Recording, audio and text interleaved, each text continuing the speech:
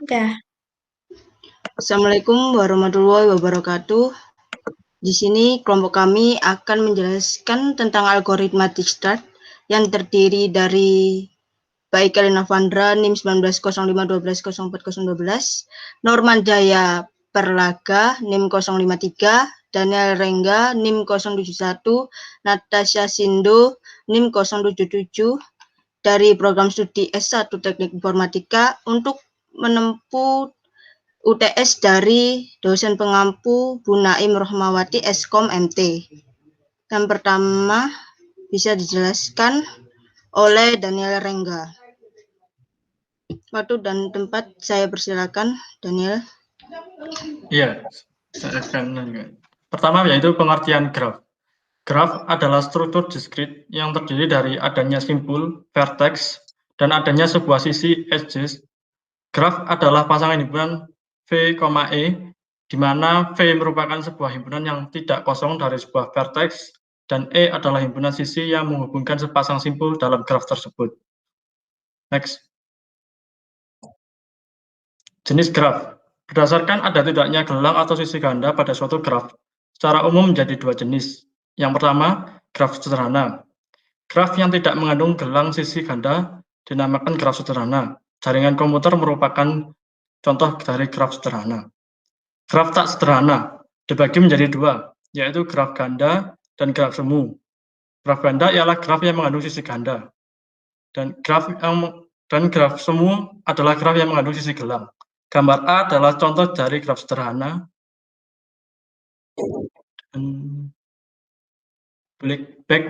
Back. Ya. Gambar A adalah contoh dari graf sederhana. Gambar B adalah contoh dari graf ganda, dan gambar C adalah contoh dari graf semu. Next. Berdasarkan jumlah simpul pada suatu graf. Secara umum, graf dapat digolongkan menjadi dua jenis. Yang pertama, graf berhingga. Ialah graf yang jumlah simpulnya berhingga. Kedua, graf tak berhingga ialah graf yang jumlah simpulnya tak berhingga. Berdasarkan orientasi pada sisi, secara umum graf dapat dibedakan atas dua jenis. Yang pertama, graf berarah. Graf yang setiap sisinya diberikan orientasi arah disebut graf berarah. Yang kedua, graf tak berarah. Graf yang sisinya tidak mempunyai orientasi arah disebut graf tak berarah. Contoh gambar pertama ini adalah contoh gambar graf berarah, dan gambar kedua adalah contoh gambar graf tak berarah.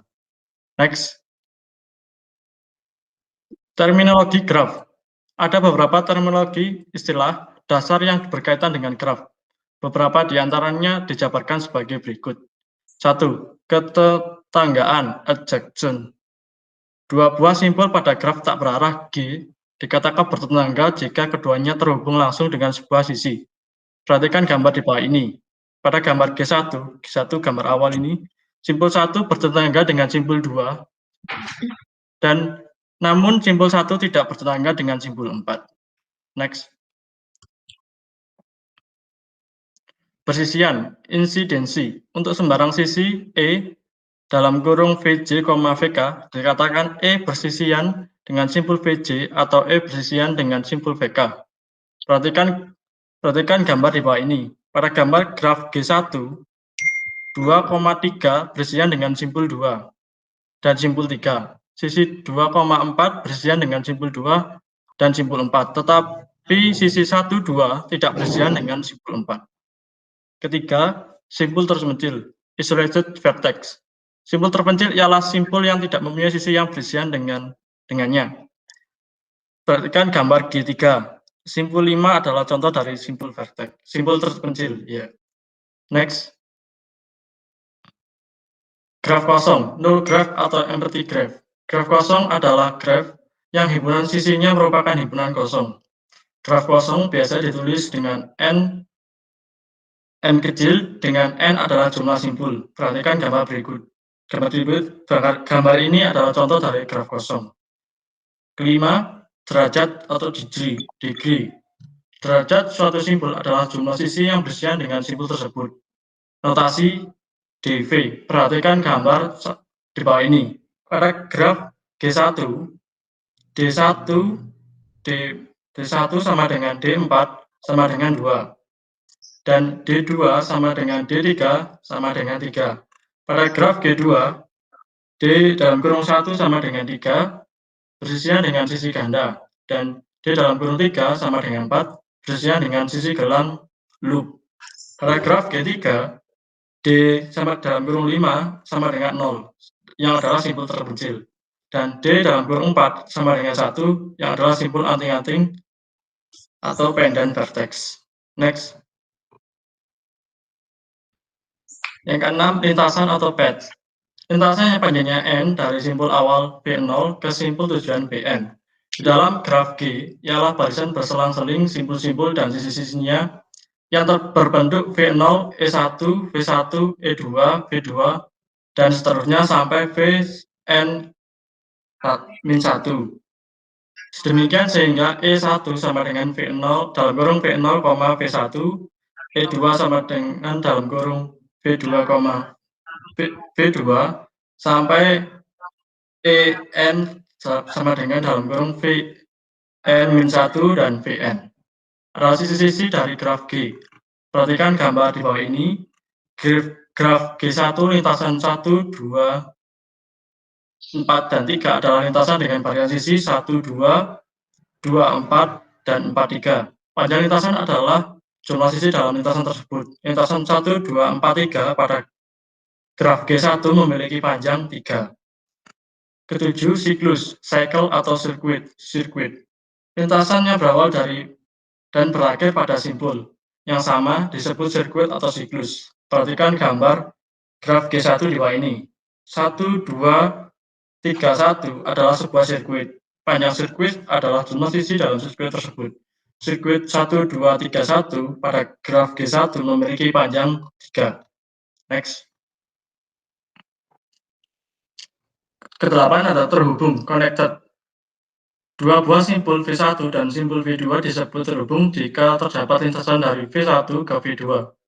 G disebut graf terhubung, connected graph, jika untuk setiap pasangan simpul V1 dan Vj dalam himpunan V terdapat lintasan dari V1 ke Vj. Jika tidak, maka G disebut graf tak terhubung, disconnect graph. Gambar pertama adalah contoh graf terhubung, dan gambar kedua adalah contoh dari graf tak terhubung. Kesembilan, upagraf, subgraf, dan komplement graf. Dan komplement upagraf. Misalkan G sama dengan V dalam koma E adalah sebuah graf.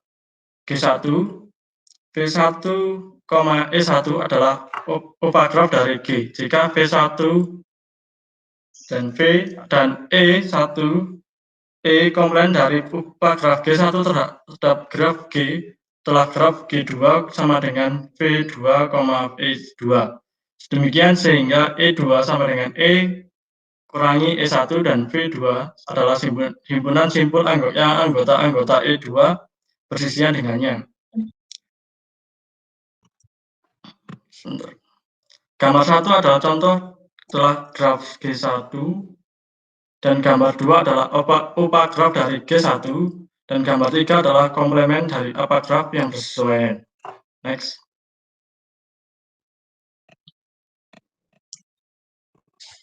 Ke-10 upagraf merentang, spanning upagraf. P1 sama dengan V1 dalam kurung V1, E1 dari G sama dengan dalam kurung V, E. Dikatakan upagraf merentang jika V1 sama dengan V, yaitu G1 mengandung semua simpul dari G.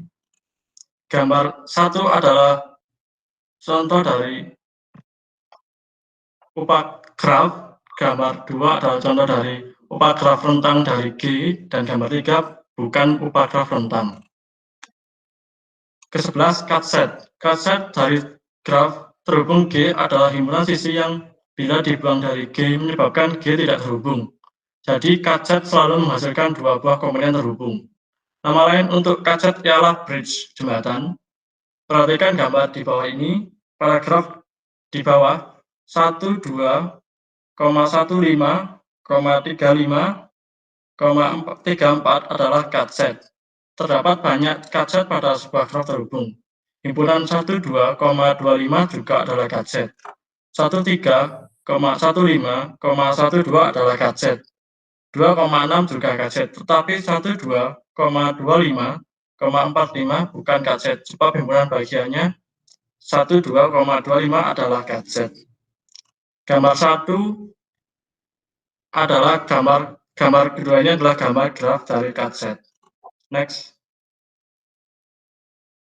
Ke-12, graf berbobot atau weight graph. Graf berbobot adalah graf yang setiap sisinya diberi sebuah harga atau bobot. Graf inilah yang digunakan untuk mencari lintasan terpendek. Ini adalah contoh dari graf bobot. Next. Untuk selanjutnya, demikian presentasi dari saya serahkan ke moderator. Baik, untuk selanjutnya saya sendiri membahas tentang lintasan terpendek. Pencarian lintasan terpendek termasuk masalah yang paling umum dalam suatu weighted connected graph. Dalam masalah ini terdapat subkelas masalah yang lebih spesifik. Misalnya pada jaringan jalan raya yang menghubungkan kota-kota di suatu wilayah.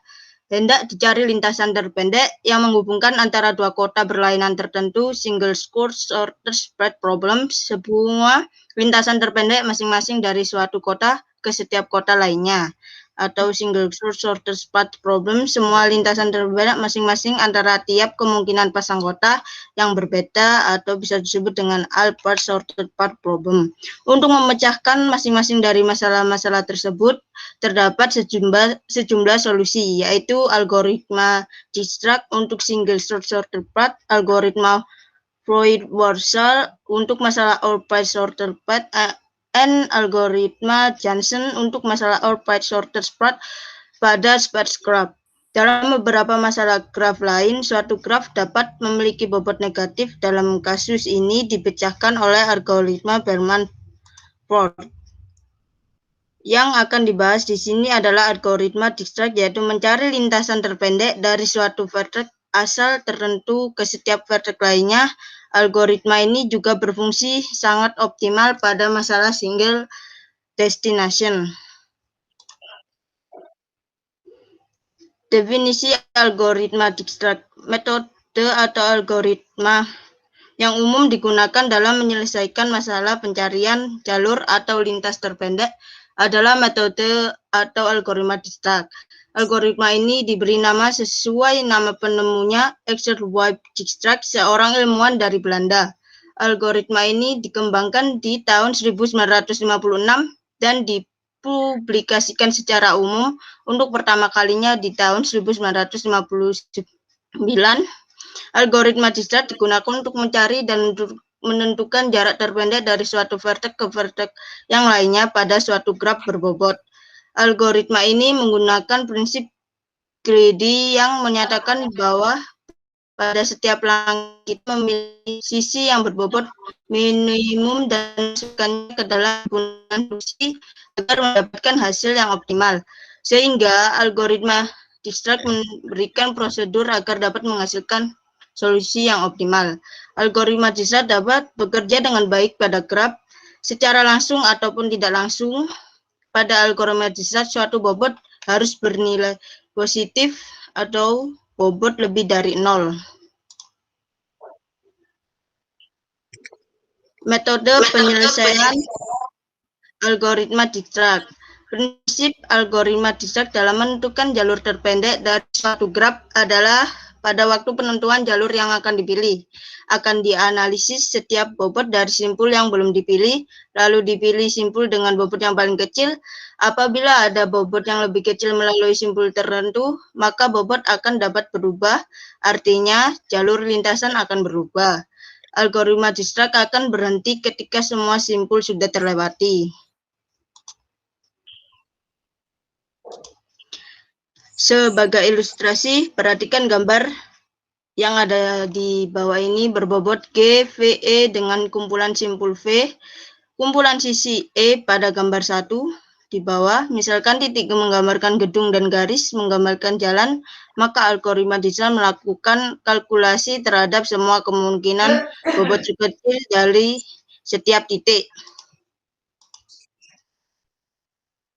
Next. Jika simpul A ditetapkan sebagai simpul sumber atau awal dan simpul F sebagai Simpul tujuan, algoritma Dijkstra akan melakukan pengembangan pencarian dari suatu titik ke titik selanjutnya secara bertahap. Berikut merupakan urutan logika dari algoritma Dijkstra. Yang pertama, beri nilai bobot atau jarak untuk setiap titik ke titik lainnya, lalu set nilai 0 pada node awal dan nilai tak hingga terhadap node lain yang belum terisi. Kedua, set semua node belum terjamah dan set node awal sebagai node keberangkatan. Ketiga, dari node keberangkatan, pertimbangkan node tetangga yang belum terjamah dan hitung jaraknya dari titik keberangkatan.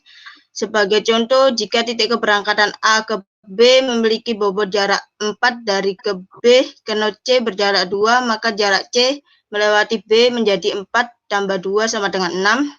Jika ini lebih kecil dari jarak sebelumnya yang telah terekam sebelumnya, hapus data lama, simpan ulang data jarak dengan jarak yang baru. 4.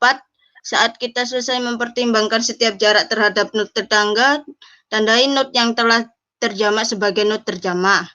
Node terjamak tidak akan pernah dicek kembali. Jarak yang disimpan adalah jarak terakhir dan paling minimal bobotnya. Kelima, set node belum terjamah dengan jarak terkecil dari node keberangkatan sebagai node keberangkatan selanjutnya dan dilanjutkan dengan kembali ke step 3. Berikut ini penjelasan langkah per langkah pencarian jalur terpendek secara rinci dimulai dari node awal sampai node tujuan dengan nilai jarak terkecil. Pertama, node A, node tujuan F. Setiap titik yang terhubung antar node telah terberi nilai 0 pada node awal A dan nilai tak hingga pada node lainnya.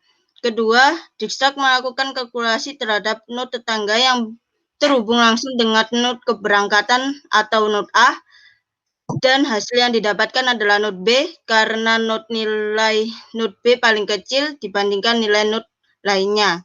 Nilai sama dengan 4 dikali 0 plus 4.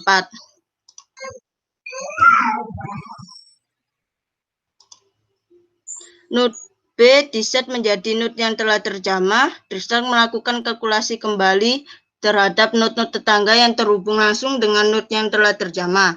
Dan kalkulasi Dijkstra menunjukkan bahwa node C yang menjadi node keberangkatan selanjutnya karena bobot yang paling kecil dari hasil kalkulasi terakhir nilai 8 dikali 0 plus 8.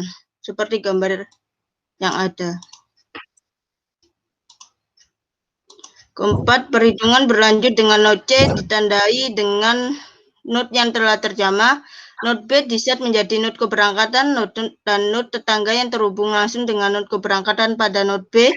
Dan hasil yang didapat adalah node C karena bobot nilai node C paling kecil dibandingkan nilai pada node lainnya. Nilai sama dengan 6 dikali 4 plus 2. Jika jarak ini lebih kecil dari jarak sebelumnya, hapus data lama, simpan ulang dan data jarak dengan jarak yang baru. Kelima, node B diset menjadi node keberangkatan dan node tetangga yang terhubung langsung dengan node keberangkatan node B, dan hasil yang didapat adalah node D dan E.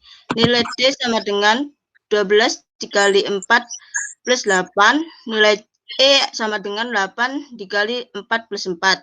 Keenam, node E menjadi node terjamah. Dijkstra melakukan kalkulasi kembali dan menemukan node F node tujuan telah tercapai lewat node E. Jalur terpendeknya adalah A ke B ke E ke F, dan nilai bobot yang didapat adalah 12 dikali 8 plus 4. Bila node tujuan telah tercapai melalui jalur terpendek, maka kalkulasi Dijkstra dinyatakan selesai. Sekian yang bisa saya jelaskan. Silakan untuk norma per laga. Lalu untuk selanjutnya, untuk contoh penyelesaian shortest path dengan menggunakan tabel, yaitu pertama kita lakukan dengan langkah-langkah yang sebelumnya, yaitu dengan men-set nilai 0 pada node awal. Di node awal A ini kita set dengan nilai 0. Lalu kita pilih untuk node-node terdekat, kita cari yang untuk memiliki nilai terendah, lalu kita relaksasikan setiap nilai yang dimiliki, sehingga nilainya akan sesuai dengan bobot yang dimiliki. Jadi kita di sini menggunakan tabel, di sini sesuai di tabel di atas ini, kita misal ambil yang node A yang ini, taruh di sini A, kita tulis yaitu 0A. 0A ini ditulis A karena saat ini sedang berada di posisi A. Lalu selanjutnya kita tarik ke posisi B, maka ditemukan bahwa 4A, dan lalu di posisi C yaitu 8A. Lalu untuk D, E, dan F itu diberi infinity terlebih dahulu dikarenakan belum terhubung secara langsung. Lalu pada node B, kita pilih node B karena kan paling kecil setelah selanjutnya itu adalah node B. Kita tandai node B, lalu kita turun di node B. Dari node B, kita lihat posisinya, dan setelah dilihat yaitu adalah untuk menuju ke posisi C, yaitu 4 tambah 2, sehingga jadinya 6. Maka karena dari 8A, C berubah menjadi 6B. Dan seterusnya juga, yaitu dari posisi B, yaitu 4 tambah 8, 12. 4 tambah 4, posisi E, yaitu adalah 8B. Lalu kemudian untuk mencari posisi selanjutnya, kita lihat yang paling kecil yaitu adalah posisi C, 6B. Di posisi C, kita turunkan yang sudah kita tandai, lalu kita cari posisi selanjutnya. Di sini karena C hanya terhubung dengan E, maka kita hanya mendapatkan nilai E, yaitu dari nilai E ini 6 tambah 6, 12. Tapi dikarenakan di E ini sudah ada 8B, sedangkan 12 itu lebih besar daripada 8, maka kita tidak usah masukkan, sehingga tinggal ditutup saja 8B. Lalu kita lihat lagi, yang paling kecil yaitu 8B. 8B ini kita tandai dengan posisi E. Lalu di posisi E, kita dapat melihat bahwa E terhubung ke D dan F. Dari 8 ke F adalah 8 plus 4. Jadi sama dengan 12. Kita masukkan 12E. Lalu D-nya itu adalah 8 plus 6, berarti 14. Karena 14 lebih besar dari 12, jadi tidak usah diganti, tetap begitu saja. Lalu kita turunkan yang sudah kita tandai semuanya. Lalu kita lihat yang paling dekat yaitu adalah 12B dan juga 12E. Dari 12B dan 12E ini, karena sama-sama 12, kita coba ambil yang 12B ini dulu dari posisi D. Lalu kita turunkan yang sudah ditandai, tersisa bahwa D ini terhubung dengan F. Yaitu 12 plus 4 sama dengan 16. Dikarenakan di F ini sudah ditemukan jarak bobotnya 12, sedangkan tadi kita mencari nemunya 16, sehingga tidak usah diganti.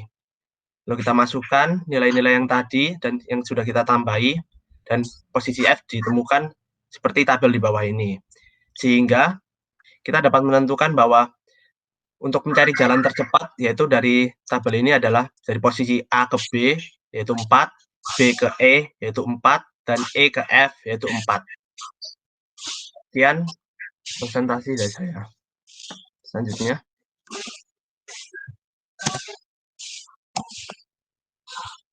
Contoh penerapan algoritma Dijkstra. 1. Penerapan algoritma Dijkstra untuk mengetahui lokasi masjid di Kecamatan Lowokwaru, Kota Malang menggunakan aplikasi pada mobile phone. Manfaat yang dapat diambil dari aplikasi yang dibangun ini adalah untuk memberi kemudahan bagi umat muslim untuk mengetahui rute terdekat menuju tempat ibadah. Dalam pembuatan aplikasi ini menggunakan algoritma Dijkstra dan memiliki beberapa tahapan pengerjaan.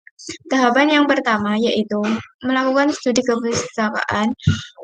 Selanjutnya, mengumpulkan data koordinat masjid yang ada di Kecamatan Lowokwaru. Kemudian, melakukan perancangan aplikasi menggunakan database SQL dan aplikasi berbasis Java Android yang dibangun menggunakan IDE Eclipse dan Android SDK sebagai development tools.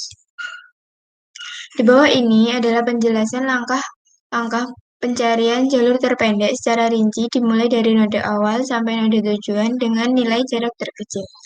A. Pada gambar 1, node awal 1, node tujuan 5.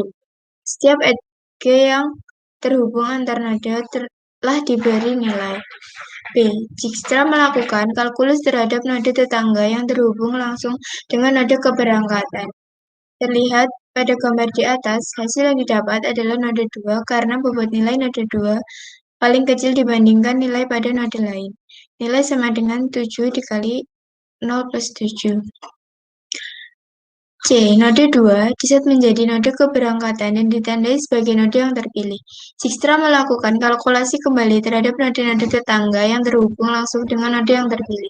Kemudian, pada gambar di bawah ini, kalkulasi Dijkstra menunjukkan bahwa node 3 yang menjadi node keberangkatan selanjutnya karena bobotnya yang paling kecil dari hasil kalkulasi terakhir. Nilai sama dengan 9 kali 0 plus 9. D. Perhitungan berlanjut pada gambar di bawah ini dengan node 3 ditandai menjadi node yang telah terpilih. Dari semua node tetangga belum terlewati yang terhubung langsung dengan node terlewati. Node selanjutnya yang ditandai menjadi node terpilih adalah node 6 karena nilai bobot yang terkecil, yaitu nilai sama dengan 11 kali 9 plus 2. Node 6 menjadi node terpilih. Dijkstra melakukan kalkulasi kembali dan menemukan bahwa node 5 atau tujuan telah tercapai lewat node 6. Pada gambar di bawah ini, alur terpendeknya adalah 1, 2, 5, 6 dan nilai bobot yang didapatkan adalah 20. Bila node tujuan telah tercapai, maka kalkulasi Dijkstra dinyatakan selesai. 2. Simulasi algoritma Dijkstra dalam menangani lintasan terpendek pada graf menggunakan Visual Basic. A. Proses pencarian lintasan terpendek menggunakan algoritma Dijkstra. Berikut ini adalah contoh penerapan algoritma Dijkstra dalam mencari lintasan terpendek pada suatu graf. Inputnya yaitu graf bobot G dengan S dan T, V, G.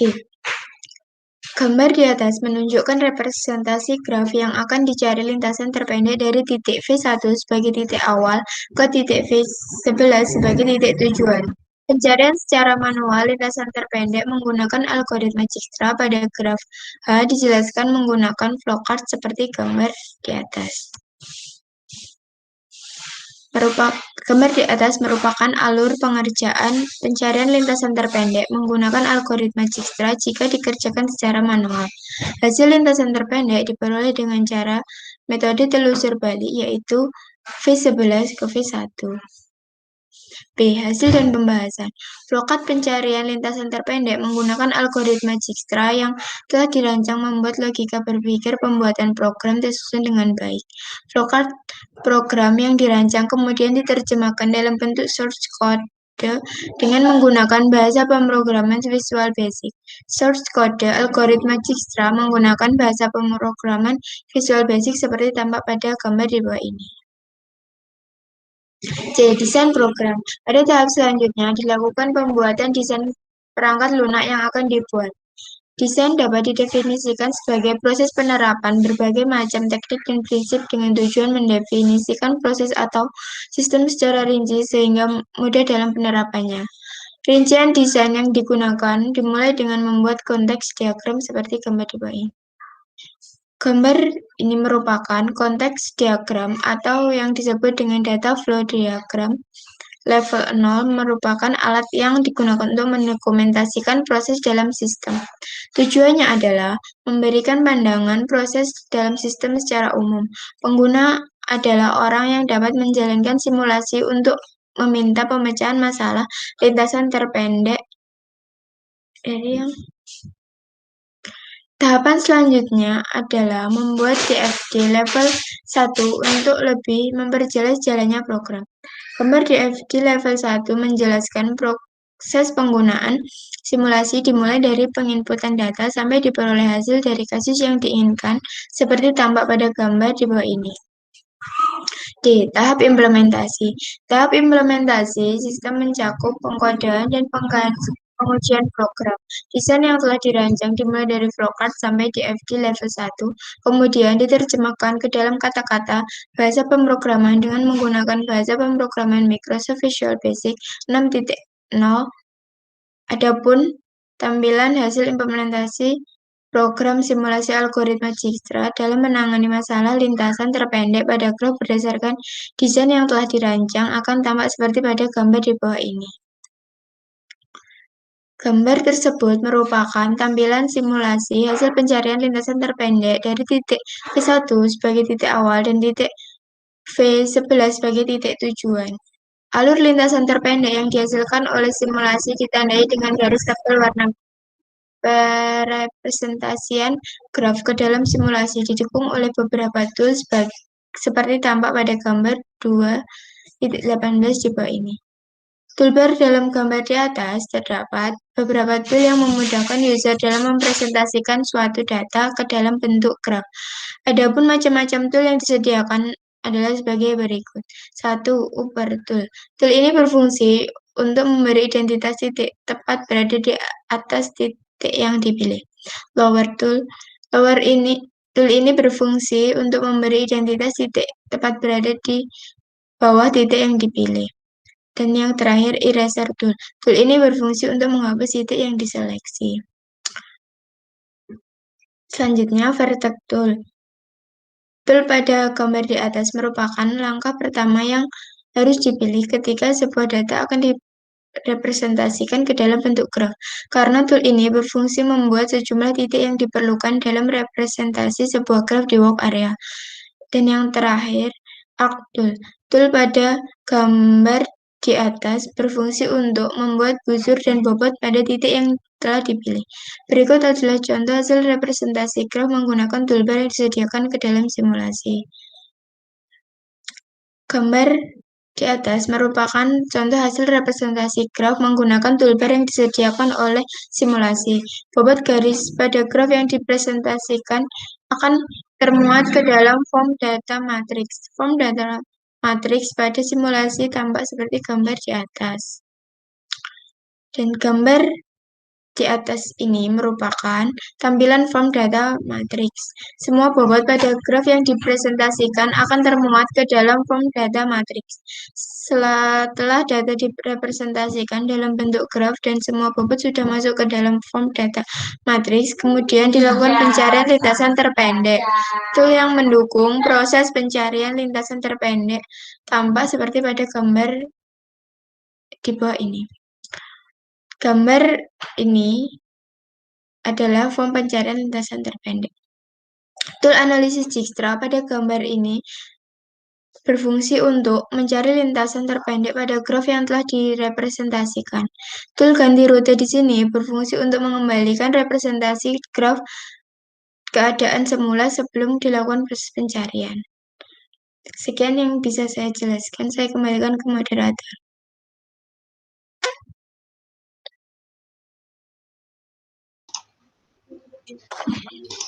Baik, terima kasih Natasha. Saya sebagai moderator akan menutup presentasi. Demikian akhir presentasi kelompok kami. Apabila terdapat kekurangan materi maupun ada kesalahan yang kami sampaikan, mohon dimaafkan. Semoga apa yang telah disampaikan dapat bermanfaat untuk kita semua. Wassalamualaikum warahmatullahi wabarakatuh.